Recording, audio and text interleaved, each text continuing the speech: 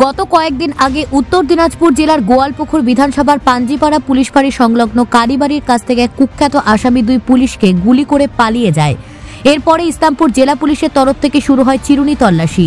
এমনকি পুলিশের পক্ষ থেকে দুই দাগি আসামির জন্য 2 লাখ টাকা করে নগদ পুরস্কার এবং পুলিশের জন্য স্যুট অ্যান্ড সাইট অর্ডার দেওয়া হয়। শেষমেশ গোয়ালপুকুর বিধানসভার কিচকতলা এলাকায় বাংলাদেশের সীমান্তে পুলিশের হাতে এনকাউন্টারে মারা যায় মূল অভিযুক্ত সাজ্জাক আলম। যদিও এনকাউন্টারের পরে তাকে উদ্ধার করে গোয়ালপুকুর লোধন হাসপাতালে নিয়ে যাওয়া হয় এবং কর্তব্যরত ডাক্তারেরা মৃত বলে ঘোষণা করে। কি বলেছেন কর্তব্যরত এক ডাক্তার, শুনুন। এটা যেটা আমরা পেয়েছি অ্যাবাউট 8টার দিকে এখানে নিয়ে যাওয়া হয়েছে। তো আমি যেটা এক্সামিন করেছি 3টার মতো গানশট ইঞ্জুরি আছে। কয়টা গুলি? 3টা গুলি গানশট ইঞ্জুরি আছে। একটা লেফট চেস্টে আছে, একটা শোল্ডারে আছে, একটা পায়ে হাতে আছে। 3টা গুলি খুবই খারাপ কন্ডিশনে নিয়ে আসা হয়েছিল, ভ্যাকসিন কন্ডিশনে। আমরা চেষ্টা করেছি বাঁচানো, কিন্তু বাঁচানো হয়নি। 8টা 10-এ আমরা ডিক্লেয়ার করেছি। এ বিষয়ে গোটা অপারেশন সম্বন্ধে কি বলেছেন উত্তরবঙ্গ আইজি রাজেশ কুমার যাদব, শুনুন। Today at around 7-10 hours, one Saज्जाक Alam, who is accused in the case of firing upon the police escort party under Panjipada outpost, was injured in exchange of firing with our police party.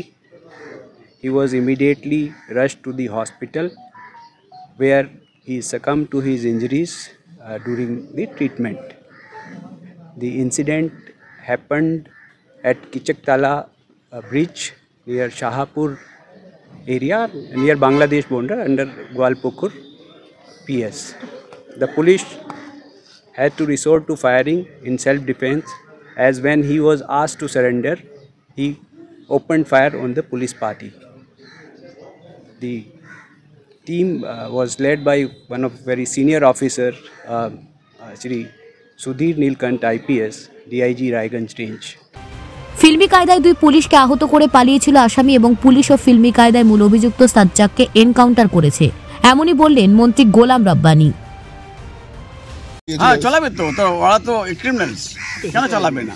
কিন্তু police যেটা heroic কাজ করেছে, লুঙ্গি পরে এখানকার মানুষ যেরকম আমরা আছি সবসময় লুঙ্গি পরে আছি বা কুর্তা পায়জামা পরে আসছি, সে ভেসে পুলিশ গেছে। ওখানে পুলিশের ড্রেস ছিল না, সিভিক ড্রেসে গেছিল, গিয়ে ধরেছে ওনাকে।